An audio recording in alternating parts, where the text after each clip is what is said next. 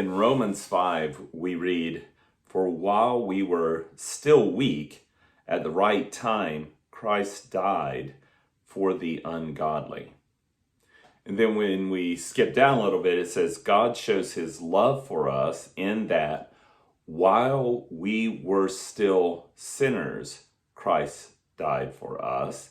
And then in verse 10, "For if, while we were enemies, we were reconciled to God by the death of his Son."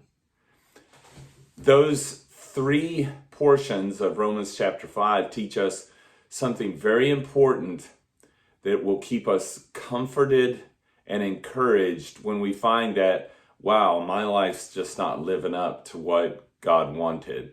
And we get this sense that, well, because my life isn't living up to what God wanted, I wonder if things between God and I are okay. These verses teach us that God's heart towards us is established already.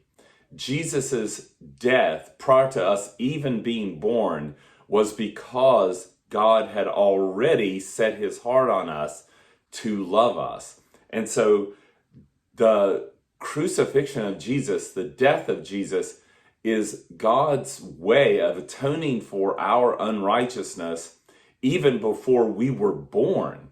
There was an unrighteousness that we were born with, and God atoned for that already. It's important for us to realize this part. If while we were enemies, we were reconciled to God by the death of his Son, much more shall we be saved by his life. The Lord Jesus Christ lives for us now to reconcile us to God, to bring us to our Father in peace.